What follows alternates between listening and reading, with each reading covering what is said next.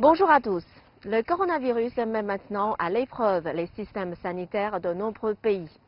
J'ai lu récemment le rapport Global Health Security Index 2019 qui évalue la capacité de chaque pays à faire face à des catastrophes sanitaires majeures.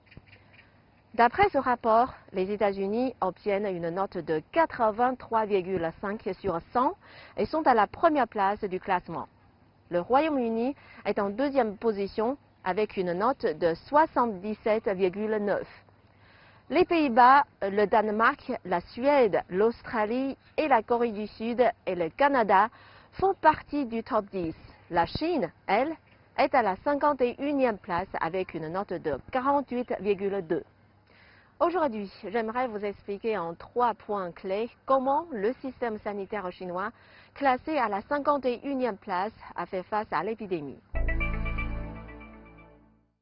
Après la mise en quarantaine de Wuhan le 23 janvier, les hôpitaux de la ville et des régions alentours étaient sous pression.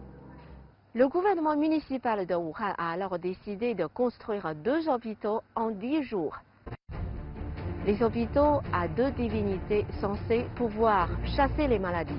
En 10 jours, vous imaginez, 2 hôpitaux d'une capacité de 2300 lits et pouvant accueillir jusqu'à 5000 patients ont été construits en 10 jours. Je n'étais pas à Wuhan et je ne pouvais pas rentrer dans la ville pendant l'épidémie. Mais j'ai pu, comme tous les autres Chinois, être témoin de cette prouesse grâce aux réseaux sociaux. À partir du 2 février, Wuhan a transformé des grands stades et centres en hôpitaux mobiles pour regrouper les malades sans symptômes graves et casser la chaîne de propagation du virus. En tout, il y avait à Wuhan 16 hôpitaux mobiles. Ils ont reçu 12 000 patients.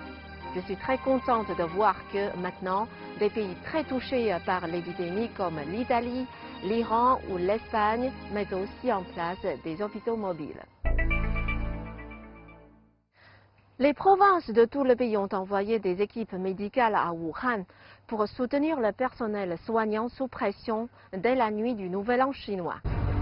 Au 8 mars, il y a eu 42 600 soignants répartis en 346 équipes médicales envoyées à Wuhan et dans la province du Hubei. Ils ont été surnommés les héros à contre-courant.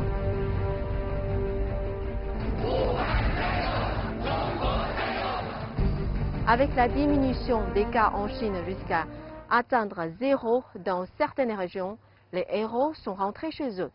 Les habitants, les policiers, tout le monde dans le Hubei les ont salués et remerciés. Sur les réseaux sociaux, on voit partout cette phrase « Merci de vous être battus pour Wuhan ».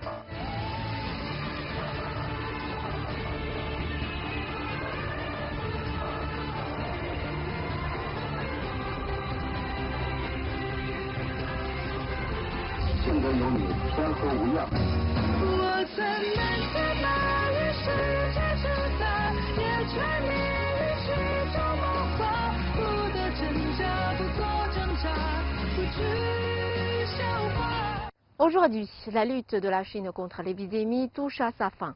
Mais la situation est grave dans beaucoup de pays. Et les héros, qui sont retournés chez eux triomphants, retournent au front à l'étranger cette fois. Des équipes médicales chinoises sont déjà arrivées en Italie, en Iran, au Cambodge et en Serbie. Le virus se moque de nationalité. Il n'a pas de passeport et n'importe quel pays peut être touché. J'espère que les pays dont le système sanitaire figure dans le top 10 feront tout ce qui est en leur pouvoir pour combattre l'épidémie et j'espère que l'humanité tout entière vaincra ce virus rapidement.